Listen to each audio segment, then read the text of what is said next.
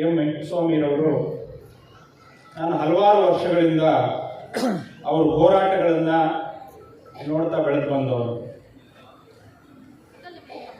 ಎಂಥ ವಿದ್ಯಾಭ್ಯಾಸವನ್ನು ಪಡೆದಿದ್ದಾರೆ ಅವರು, ಅವ್ರ ಜ್ಞಾನ ಏನು, ಅವ್ರ ಸಾಮೀಪ್ಯ ನನಗೆ ಇಲ್ಲಿ ನೆರೆದಿರುವ ನನ್ನೆಲ್ಲ ಅಣ್ಣ ತಮ್ಮಂದಿರೆ, ಅಕ್ಕ ತಂಗಿಯರು, ಇವತ್ತು ನನಗೆ ಭಾಳ ಸಂತೋಷ ಆಗ್ತಿದೆ.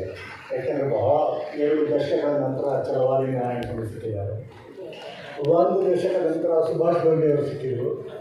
ಯಾಕೆಂದರೆ ಸಾಮಾನ್ಯವಾಗಿ ಇಂಥ ಇದರಲ್ಲಿ ನಾವಾಗೇ ಇಟ್ಟಿದ್ವಿ ಕಾಯಂ ಸದಸ್ಯರು. ಈ ಸರಿ ಬೇರೆ ಬೇರೆ ಸಿಕ್ಕಿದ್ರು. ಲಲಿತಾ ನಾಯಕ್ ಬಂದರು, ಆಮೇಲೆ ಡಾಕ್ಟರ್ ಮಂಜುನಾಥ್ ಬಂದರು. ನಾನು ಆರಂಭದಲ್ಲೇ ನನಗೆ ಆಗ್ತಾ ಇರೋ ಒಂದು ಅಸಮಾಧಾನವನ್ನು ನಿಮ್ಗೆ ಹೇಳ್ಕೋಬೇಕು. ಯಾಕೆ ವೆಂಕಟಸ್ವಾಮಿಯವ್ರನ್ನಾಗಲಿ ಅಥವಾ ಕೆಲವರನ್ನಾಗಲಿ ದಲಿತ ನಾಯಕ ಅಂತ ಕರಿತೀವಿ ನೀವು? ನಿಮಗೆ ಗೊತ್ತಾ, ವೆಂಕಟಸ್ವಾಮಿಯವರು ಬ್ರಾಹ್ಮಣರ ಪರವಾಗಿ ಹೋರಾಡಿದ ಗೊತ್ತಾ? ತುಳಿತಕ್ಕೆ ಯಾರೇ ಇದ್ದರೂ ಅವರ ಪರ ಬಂದಿದ್ದಾರೆ. ನಾನು ದಲಿತ ಅಲ್ಲ, ನನ್ನ ಬೆನ್ನಿಗೆ ಹೇಗೆ ನಿಂತಿದ್ದಾರೆ 20 ವರ್ಷದಿಂದ ನನಗೆ ಮತ್ತು ನನ್ನ ಜೊತೆಗಾರರು ವಚನ ಇವರಿಗೆಲ್ಲ ಗೊತ್ತು. ಮತ್ತು ಅದೇ ರೀತಿ ಟ್ರಾನ್ಸ್ಜೆಂಡರ್ ಅವರ ಪರವಾಗಿ ಹೋರಾಡ್ತಿದ್ದಾರೆ. ಅವರೆಲ್ಲ ದಲಿತರ. ಅವರು ನಾವೆಲ್ಲ ಸೇರಿ ಬೀದಿ ವೇಶ್ಯೆಯರ ಪರವಾಗಿ ದೊಡ್ಡ ಹೋರಾಟ ಮಾಡಿದ್ವಿ ಹಿಂದೆ ಸಿದ್ದರಾಮಯ್ಯನವರು ಮುಖ್ಯಮಂತ್ರಿ ಆಗಿದ್ದಾಗ. ಅವರೆಲ್ಲ ದಲಿತರ. ಈ ದೇಶದ ದೊಡ್ಡ ದುರಂತ ಏನು ಅಂದರೆ, ಶ್ರೇಷ್ಠ ಜಾತಿಯಿಂದ ಯಾರು ಪರಿಗಣಿತ ಆಗಿದ್ದಾರೋ ಅವ್ರ ಬಗ್ಗೆ ಹೇಳುವಾಗ ಇವರು ಬ್ರಾಹ್ಮಣ, ಇವರು ಒಕ್ಕಲಿಗ ನಾಯಕ, ಬ್ರಾಹ್ಮಣ ನಾಯಕ ಬರೋದೇ ಇಲ್ಲ, ಎಲ್ಲರ ನಾಯಕ. ಆದರೆ ದಲಿತ ಬಂದ ತಕ್ಷಣ ಯಾಕೆ ದಲಿತ ನಾಯಕ? ಇತ್ತೀಚೆಗೆ ವೆಂಕಟಸ್ವಾಮಿ ಅವರೇ ಬಹಳ ಯೋಚನೆ ಮಾಡ್ತಿದ್ವಿ. ನಾವು ನೀವು ಎಲ್ಲ ಬಹಳಷ್ಟು ಸಾರಿ ಅಂದ್ಕೊಳ್ಳೋದೇನೆಂದರೆ, ಮನುಸ್ಮೃತಿ, ಬ್ರಾಹ್ಮಣ್ಯ ಇವು ಈ ದೇಶದಲ್ಲಿ ಅಸ್ಪೃಶ್ಯತೆ ಉಂಟು ಮಾಡ್ತು ಅಂತ ಮೊನ್ನೆ ದೇವನವರು ಹೇಳಿದೆ. ನಾನು ಇದ್ರ ಬಗ್ಗೆ ವ್ಯಾಪಕವಾಗಿ ಬರೀಬೇಕು ಅಂತ ಇದ್ದೀನಿ. ಅಸ್ಪೃಶ್ಯತೆ ಬ್ರಾಹ್ಮಣರಿಂದ ಬರಲಿಲ್ಲ, ಈ ದೇಶದ ಈ ನೆಲದ ಶೂದ್ರರಿಂದ ಬಂದಿತ್ತು. ಇವತ್ತು ಬದಲಾಗಬೇಕಾಗಿರೋರು ಬ್ರಾಹ್ಮಣರಲ್ಲ, ಶೂದ್ರರು. ಇಲ್ಲಿ ನಮ್ಮ ಹುಡುಗ ಬಂದ ಆಗಲೇ ಅಡಿಗೌಡ ಅಂತ, ಅಲ್ಲಿ ಮಂಡ್ಯದಲ್ಲಿ ಒಂದು ಹೆಣ್ಣು ಮಗಳು ಅಧಿಕಾರಿ AC ಒಂದು ಊರ ಹಬ್ಬದ ಉದ್ಘಾಟನೆ ಮಾಡಿ ಹೋಗ್ತಾರೆ. ದೇವರಿಗೆ ಏನೋ ಕೊಟ್ಟು ಹೋಗ್ತಾರೆ, ಹಾರ ಕೊಟ್ಬಿಟ್ಟು ಅಥವಾ ಮಾಡಿ ಹೋಗ್ತಾರೆ. 10 ನಿಮಿಷದಲ್ಲಿ ಎಲ್ಲ ಕಡೆ ಮೆಸೇಜ್ ಹೋಗುತ್ತೆ, ಅವರು ದಲಿತ ಅಧಿಕಾರಿ ಅಪವಿತ್ರ ಆಯಿತು, ಇವತ್ತು ಹಬ್ಬ ಕ್ಯಾನ್ಸಲ್. ಯಾರು ಹೇಳ್ತೀವಿ? ಯಾವ ಬ್ರಾಹ್ಮಣ ಹೇಳ್ಕೊಟ್ರು ಇದನ್ನು?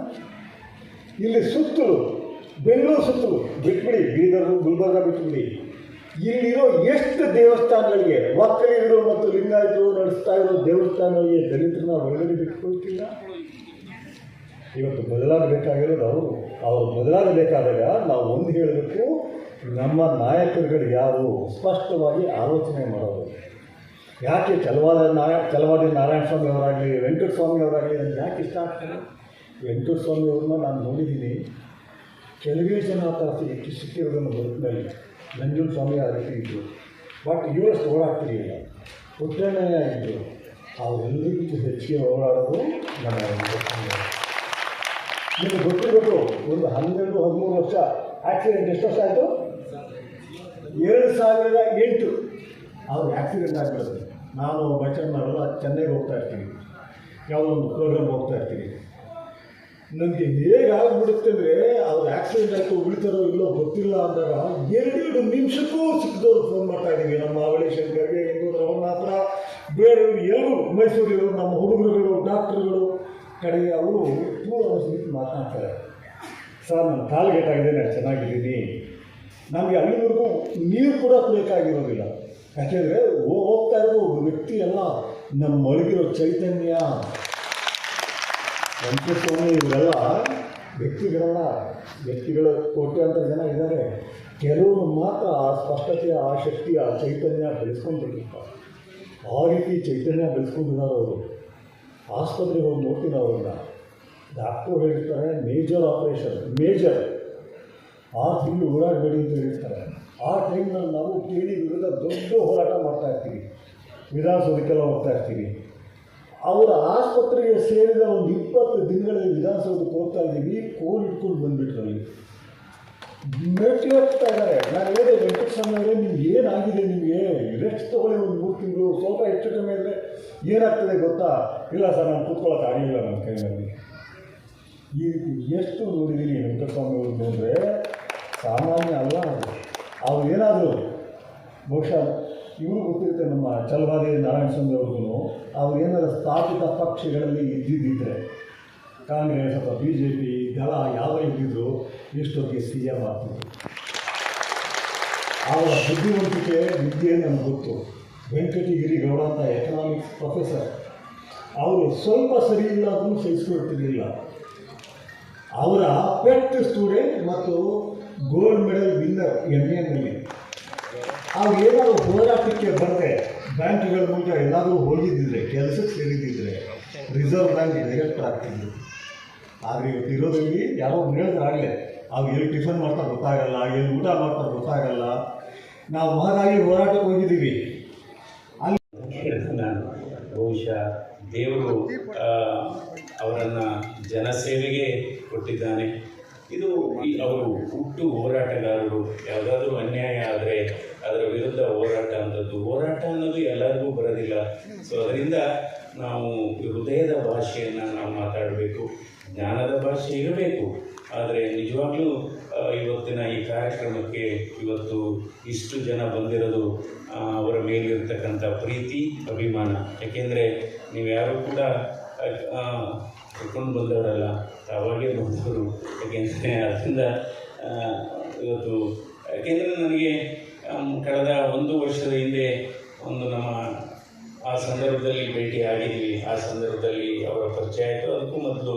ಅದರಿಂದ ಇವತ್ತು ನಾವು ಜಾಸ್ತಿ ದಿನ ಬದುಕಬೇಕಾದ್ರೆ ನಿರೀಕ್ಷೆ ಇಲ್ಲದೆ, ಅಪೇಕ್ಷೆ ಇಲ್ಲದೆ ನಾವು ಒಳ್ಳೆಯ ಕೆಲಸ ಮಾಡಿದರೆ, ಅಂದರೆ ನಾವು ಒಳ್ಳೆಯ ಕೆಲಸ ಮಾಡಿದ್ದೀವಿ ಅಂತ ಹೇಳ್ಕೊಳ್ಳೋದ್ರಲ್ಲಿ ಅರ್ಥ ಇಲ್ಲ. ಕೆಲಸ ಮಾಡ್ತಾ ಹೋಗಬೇಕು. ಯಾಕೆಂದರೆ ಇವತ್ತು ಅವರು ಹಲವಾರು ಸಾವಿರಾರು ಜನರಿಗೆ, ಅಶಕ್ತರಿಗೆ ಮತ್ತು ಧ್ವನಿ ಇಲ್ಲದವರಿಗೆ ಧ್ವನಿಯಾಗಿದ್ದಾರೆ. ಇದು ಮನುಷ್ಯನ ಕರ್ತವ್ಯ. ನಾವು ಯಾವಾಗಲೂ ಅಷ್ಟೇ ದೈವತ್ವ ಅಂತೀವಿ, ಒಂದು ಕಡೆ ಮನುಷ್ಯತ್ವ ಅಂತೀವಿ, ಇನ್ನೊಂದು ಕಡೆ ಮೃಗತ್ವ ಅಂತೀವಿ. ಮೃಗತ್ವ ಅಂದರೆ ಏನು? ಎಲ್ಲರ ಕಣ್ಣಲ್ಲಿ ಕಣ್ಣೀರು ಬರೆಸುವಂಥದ್ದು ಮೃಗತ್ವ. ಆದರೆ ದೈವತ್ವ ಅಂದರೆ ಕಣ್ಣೀರೇ ಬರೆಸದೇ ಇರತಕ್ಕಂಥದ್ದು, ಅದು ದೈವತ್ವ. ಬಂದಂಥ ಕಣ್ಣೀರನ್ನು ಒರೆಸುವಂಥದ್ದು ಮನುಷ್ಯತ್ವ. ಬಂದಂಥ ಕಣ್ಣೀರನ್ನು ಒರೆಸುವಂಥದ್ದು ಅದು ದೈವತ್ವ. ಯಾಕೆಂದರೆ ಈ ಕಾಲ ಕೂಡ ಬದಲಾವಣೆ ಆಗ್ತಾ ಇದೆ. ಸೊ ನಾವೆಲ್ಲ ಈ ಸಮಾಜದಲ್ಲಿ ಸೇವೆ ಮಾಡೋದೇ ಒಂದು ದೊಡ್ಡ ಶಕ್ತಿ ಅಂತಲೇ ನಾನು ಹೇಳಬೇಕಾಗುತ್ತೆ. ಯಾಕೆಂದರೆ ಮನುಷ್ಯನಿಗೆ ಆರೋಗ್ಯ ಅನ್ನೋದು ಬಹಳ ಮುಖ್ಯ. ಯಾಕೆಂದರೆ ಈ ದೇಹಕ್ಕೆ ಆರೋಗ್ಯವೇ ಒಂದು ಉಡುಗೊರೆ ಮತ್ತು ಸಂತೃಪ್ತಿಯೇ ಒಂದು ಸಂಪತ್ತು. ಸಂಬಂಧ ಬಹಳ ಮುಖ್ಯ, ಅದೇ ಒಂದು ನಂಬಿಕೆ. ಸಂಬಂಧಗಳು ಬಹಳ ಮುಖ್ಯ. ಇವತ್ತು ಯಾರು ಕುಟುಂಬ ಸದಸ್ಯರು ಅಂದರೆ ಯಾರು? ನನ್ನ ಅರ್ಥದಲ್ಲಿ ಕುಟುಂಬ ಸದಸ್ಯರು ಅಂದರೆ ಆಯಿತು, ರಕ್ತ ಹಂಚಿಕೊಂಡು ಹುಟ್ಟಿದವರು ಕುಟುಂಬ ಸದಸ್ಯರು ಅಂತಾರೆ. ನನ್ನ ಅರ್ಥದಲ್ಲಿ ಕಷ್ಟ ಕಾಲದಲ್ಲಿ ನಿಮ್ಮನ್ನು ಕೈ ಹಿಡಿಯುವವರು, ಬಿದ್ದಂಥವರನ್ನು ನಿಮ್ಮ ಮೇಲೆತ್ತುವವರೇ ಕುಟುಂಬ ಸದಸ್ಯರು. ಹಾಗಾಗಿ ನಾವೆಲ್ಲ ಕುಟುಂಬ ಸದಸ್ಯರು. ಸೊ ಮತ್ತವರನ್ನೇ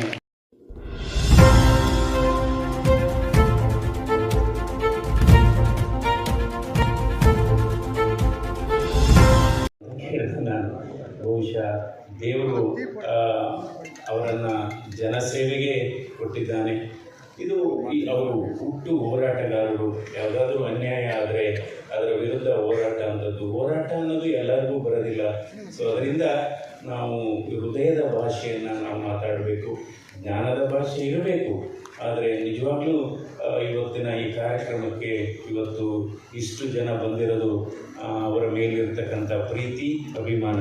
ಯಾಕೆಂದರೆ ನೀವು ಯಾರೂ ಕೂಡ ಕರ್ಕೊಂಡು ಬಂದವರಲ್ಲ, ತಾವಾಗೇ ಬಂದವರು. ಯಾಕೆಂದರೆ ಅದರಿಂದ ಇವತ್ತು ಯಾಕೆಂದರೆ ನನಗೆ ಕಳೆದ 1 ವರ್ಷದ ಹಿಂದೆ ಒಂದು ನಮ್ಮ ಆ ಸಂದರ್ಭದಲ್ಲಿ ಭೇಟಿ ಆಗಿದ್ವಿ. ಆ ಸಂದರ್ಭದಲ್ಲಿ ಅವರ ಪರಿಚಯ ಆಯಿತು, ಅದಕ್ಕೂ ಮೊದಲು. ಅದರಿಂದ ಇವತ್ತು ನಾವು ಜಾಸ್ತಿ ದಿನ ಬದುಕಬೇಕಾದ್ರೆ ಜಾಸ್ತಿ ದಿನ ಬದುಕಬೇಕಾದ್ರೆ ನಿರೀಕ್ಷೆ ಇಲ್ಲದೆ ಅಪೇಕ್ಷೆ ಇಲ್ಲದೆ ನಾವು ಒಳ್ಳೆ ಕೆಲಸ ಮಾಡಿದರೆ, ಅಂದರೆ ನಾವು ಒಳ್ಳೆ ಕೆಲಸ ಮಾಡಿದ್ದೀವಿ ಅಂತ ಹೇಳ್ಕೊಳ್ಳೋದ್ರಲ್ಲಿ ಅರ್ಥ ಇಲ್ಲ. ಕೆಲಸ ಮಾಡ್ತಾ ಹೋಗಬೇಕು. ಯಾಕೆಂದರೆ ಇವತ್ತು ಅವರು ಹಲವಾರು ಸಾವಿರಾರು ಜನರಿಗೆ, ಅಶಕ್ತರಿಗೆ ಮತ್ತು ಧ್ವನಿ ಇಲ್ಲದವರಿಗೆ ಧ್ವನಿಯಾಗಿದ್ದಾರೆ. ಇದು ಮನುಷ್ಯನ ಕರ್ತವ್ಯ. ನಾವು ಯಾವಾಗಲೂ ಅಷ್ಟೇ ದೈವತ್ವ ಅಂತೀವಿ, ಒಂದು ಕಡೆ ಮನುಷ್ಯತ್ವ ಅಂತೀವಿ, ಇನ್ನೊಂದು ಕಡೆ ಮೃಗತ್ವ ಅಂತೀವಿ. ಮೃಗತ್ವ ಅಂದರೆ ಏನು? ಎಲ್ಲರ ಕಣ್ಣಲ್ಲಿ ಕಣ್ಣೀರು ಬರೆಸುವಂಥದ್ದು ಮೃಗತ್ವ. ಆದರೆ ದೈವತ್ವ ಅಂದರೆ ಕಣ್ಣೀರೇ ಬರೆಸದೇ ಇರತಕ್ಕಂಥದ್ದು ಅದು ದೈವತ್ವ. ಬಂದಂಥ ಕಣ್ಣೀರನ್ನು ಒರೆಸುವಂಥದ್ದು ಮನುಷ್ಯತ್ವ. ಬಂದಂಥ ಕಣ್ಣೀರನ್ನು ಒರೆಸುವಂಥದ್ದು ಅದು ದೈವತ್ವ. ಯಾಕೆಂದರೆ ಈ ಕಾಲ ಕೂಡ ಬದಲಾವಣೆ ಆಗ್ತಾ ಇದೆ. ಸೊ ನಾವೆಲ್ಲ ಈ ಸಮಾಜದಲ್ಲಿ ಸೇವೆ ಮಾಡೋದೇ ಒಂದು ದೊಡ್ಡ ಶಕ್ತಿ ಅಂತಲೇ ನಾನು ಹೇಳಬೇಕಾಗುತ್ತೆ. ಯಾಕೆಂದರೆ ಮನುಷ್ಯನಿಗೆ ಆರೋಗ್ಯ ಅನ್ನೋದು ಬಹಳ ಮುಖ್ಯ. ಯಾಕೆಂದರೆ ಈ ದೇಹಕ್ಕೆ ಆರೋಗ್ಯವೇ ಒಂದು ಉಡುಗೊರೆ ಮತ್ತು ಸಂತೃಪ್ತಿಯೇ ಒಂದು ಸಂಪತ್ತು. ಸಂಬಂಧ ಬಹಳ ಮುಖ್ಯ, ಅದೇ ಒಂದು ನಂಬಿಕೆ. ಸಂಬಂಧಗಳು ಬಹಳ ಮುಖ್ಯ. ಇವತ್ತು ಯಾರು ಕುಟುಂಬ ಸದಸ್ಯರು ಅಂದರೆ ಯಾರು? ನನ್ನ ಅರ್ಥದಲ್ಲಿ ಕುಟುಂಬ ಸದಸ್ಯರು ಅಂದರೆ ಆಯಿತು, ರಕ್ತ ಹಂಚಿಕೊಂಡು ಹುಟ್ಟಿದವರು ಕುಟುಂಬ ಸದಸ್ಯರು ಅಂತಾರೆ. ನನ್ನ ಅರ್ಥದಲ್ಲಿ ಕಷ್ಟ ಕಾಲದಲ್ಲಿ ನಿಮ್ಮನ್ನು ಕೈ ಹಿಡಿಯುವವರು, ಬಿದ್ದಂಥವರನ್ನು ನಿಮ್ಮ ಮೇಲೆತ್ತುವವರೇ ಕುಟುಂಬ ಸದಸ್ಯರು. ಹಾಗಾಗಿ ನಾವೆಲ್ಲ ಕುಟುಂಬ ಸದಸ್ಯರು. ಸೊ ಮತ್ತವರನ್ನೇ ಇಲ್ಲಿ ನೆರೆದಿರುವ ನನ್ನೆಲ್ಲ ಅಣ್ಣ ತಮ್ಮಂದಿರೆ, ಅಕ್ಕ ತಂಗಿಯರು, ಇವತ್ತು ನನಗೆ ಭಾಳ ಸಂತೋಷ ಆಗ್ತಿದೆ. ಯಾಕೆಂದರೆ 2 ದಶಕಗಳ ನಂತರ ಛಲವಾದಿ ನಾರಾಯಣ ಸ್ವಾಮಿ ಸಿಕ್ಕಿದ್ದಾರೆ. 1 ದಶಕದ ನಂತರ ಸುಭಾಷ್ ಗೋಂಡೆ ಅವರು ಸಿಕ್ಕಿದ್ರು. ಯಾಕೆಂದರೆ ಸಾಮಾನ್ಯವಾಗಿ ಇದರಲ್ಲಿ ನಾವಾಗಿ ಇಟ್ಟಿದ್ವಿ ಕಾಯಂ ಸದಸ್ಯರು. ಈ ಸರಿ ಬೇರೆ ಸಿಕ್ಕಿದ್ರು. ಲಲಿತಾ ನಾಯಕ್ ಬಂದರು, ಆಮೇಲೆ ಡಾಕ್ಟರ್ ಮಂಜುನಾಥ್ ಬಂದರು. ನಾನು ಆರಂಭದಲ್ಲೇ ನನಗೆ ಆಗ್ತಾ ಇರೋ ಒಂದು ಅಸಮಾಧಾನವನ್ನು ನಿಮ್ಗೆ ಹೇಳ್ಕೋಬೇಕು.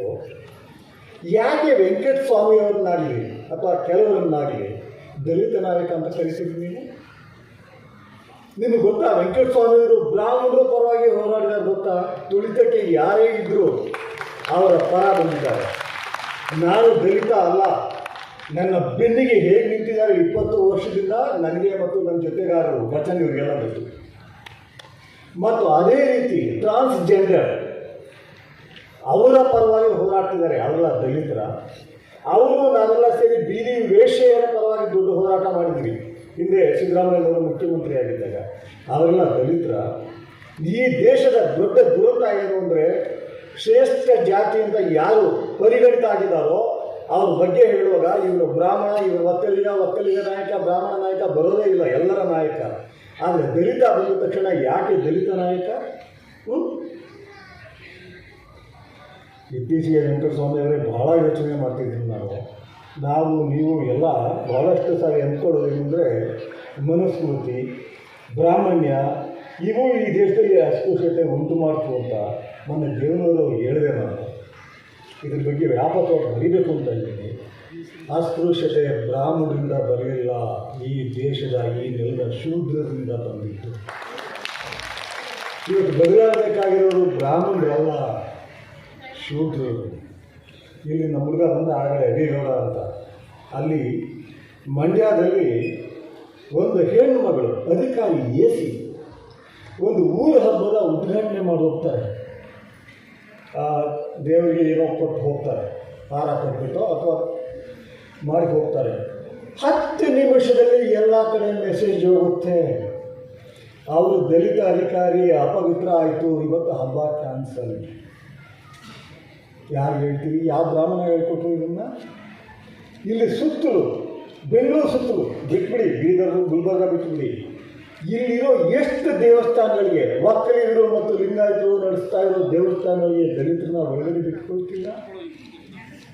ಇವತ್ತು ಬದಲಾಗಬೇಕಾಗಿರೋದು ಅವರು ಬದಲಾಗಬೇಕಾದಾಗ ನಾವು ಒಂದು ಹೇಳಬೇಕು, ನಮ್ಮ ನಾಯಕರುಗಳು ಯಾರು ಸ್ಪಷ್ಟವಾಗಿ ಆಲೋಚನೆ ಮಾಡೋದು. ಯಾಕೆ ಛಲವಾದಿ ನಾರಾಯಣ ಸ್ವಾಮಿ ಅವರಾಗಲಿ, ವೆಂಕಟಸ್ವಾಮಿ ಅವರಾಗಲಿ ನನಗೆ ಯಾಕೆ ಇಷ್ಟ ಆಗ್ತಾರೆ? ವೆಂಕಟಸ್ವಾಮಿ ಅವ್ರನ್ನ ನಾನು ನೋಡಿದ್ದೀನಿ, ಕೆಲವೇ ಜನ ಸಿಕ್ಕಿರೋದನ್ನು ಬದುಕಿನಲ್ಲಿ ನಂಜುಂಡ ಸ್ವಾಮಿ ಆ ರೀತಿ ಇದ್ದರು. ಬಟ್ ಇವರಷ್ಟು ಓಡಾಡ್ತಿರಲಿಲ್ಲ. ಪುಟ್ಟಣ್ಣಯ್ಯ ಇದ್ದರು, ಅವರೆಲ್ಲರಿಗಿಂತ ಹೆಚ್ಚಿಗೆ ಓಡಾಡೋದು ನಮ್ಮ ನಿಮಗೆ ಗೊತ್ತಿರಬೇಕು. ಒಂದು 12-13 ವರ್ಷ ಆಕ್ಸಿಡೆಂಟ್. ಎಷ್ಟು ವರ್ಷ ಆಯಿತು? 2008 ಅವ್ರು ಆಕ್ಸಿಡೆಂಟ್ ಆಗಿಬಿಡುತ್ತೆ. ನಾನು ಬಚ್ಚಣ್ಣವರೆಲ್ಲ ಚೆನ್ನೈಗೆ ಹೋಗ್ತಾ ಇರ್ತೀನಿ, ಯಾವುದೋ ಒಂದು ಪ್ರೋಗ್ರಾಮ್ ಹೋಗ್ತಾ ಇರ್ತೀನಿ. ನನಗೆ ಹೇಗೆ ಆಗಿಬಿಡುತ್ತೆ ಅಂದರೆ ಅವ್ರು ಆಕ್ಸಿಡೆಂಟ್ ಆಯಿತು, ಉಳಿತಾರೋ ಇಲ್ಲೋ ಗೊತ್ತಿಲ್ಲ ಅಂದಾಗ 2 ನಿಮಿಷಕ್ಕೂ ಸಿಕ್ಕಿದವ್ರು ಫೋನ್ ಮಾಡ್ತಾ ಇದ್ದೀವಿ. ನಮ್ಮ ಮಾವಳಿ ಶಂಕರ್ಗೆ, ರವಣ್ಣ ಹತ್ರ, ಬೇರೆಯವರು ಎಲ್ಲರೂ ಮೈಸೂರಿಗಳು, ನಮ್ಮ ಹುಡುಗರುಗಳು, ಡಾಕ್ಟ್ರುಗಳು ಕಡೆಗೆ ಅವರು 2 ಅವರ್ಸ್ ನಿಂತು ಮಾತನಾಡ್ತಾರೆ. ಸರ್ ನನ್ನ ಕಾಲ್ಗೇಟಾಗಿದೆ, ನಾನು ಚೆನ್ನಾಗಿದ್ದೀನಿ. ನಮಗೆ ಅಲ್ಲಿವರೆಗೂ ನೀರು ಕೂಡ ಕುಡಿಯೋಕ್ಕಾಗಿರೋದಿಲ್ಲ. ಯಾಕೆಂದರೆ ಹೋಗ್ತಾ ಇರೋ ವ್ಯಕ್ತಿ ಎಲ್ಲ ನಮ್ಮ ಒಳಗಿರೋ ಚೈತನ್ಯ. ವೆಂಕಟಸ್ವಾಮಿ ಇವರೆಲ್ಲ ವ್ಯಕ್ತಿಗಳು ಕೋಟ್ಯಾಂತರ ಜನ ಇದ್ದಾರೆ. ಕೆಲವರು ಮಾತ್ರ ಆ ಸ್ಪಷ್ಟತೆ, ಆ ಶಕ್ತಿ, ಆ ಚೈತನ್ಯ ಬೆಳೆಸ್ಕೊಂಡಿರ್ತಾರೆ. ಆ ರೀತಿ ಚೈತನ್ಯ ಬೆಳೆಸ್ಕೊಂಡಿದ್ದಾರೆ ಅವರು. ಆಸ್ಪತ್ರೆಗೆ ಹೋಗಿ ನೋಡ್ತೀನಿ ಅವ್ರನ್ನ.